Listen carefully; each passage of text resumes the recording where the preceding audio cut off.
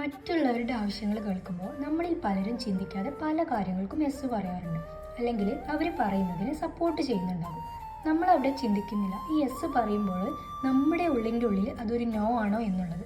എങ്കിലും മറ്റുള്ളവർക്ക് വേണ്ടി നമ്മൾ അത് ശരിവെക്കും. When you say yes to others, make sure you are not saying no to your self.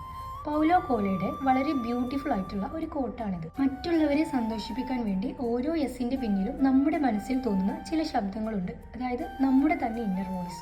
നമ്മളൊരു യെസ് പറഞ്ഞതിന് ശേഷം നമുക്ക് ചിലപ്പോൾ കുറച്ച് ദേഷ്യവും അല്ലെങ്കിൽ വേദനയും ഒക്കെ തോന്നാം. കാരണം ഇത് എൻ്റെ നോ ആണ് എന്നുള്ളത് നമുക്കറിയാം. പക്ഷെ മറ്റുള്ളവരെ സന്തോഷിപ്പിക്കാൻ വേണ്ടി അതൊരു യെസ് ആക്കി മാറ്റാറുണ്ട് പലരും. അത് അവസാനം നമുക്ക് തന്നെ ഒരു വേദനയുണ്ടാക്കും. ആക്ച്വലി നമുക്ക് വേണ്ട ഒരു സ്പേസും ഒരു സെൽഫ് റെസ്പെക്റ്റും നമ്മൾ തന്നെ ഉണ്ടാക്കിയെടുക്കണം.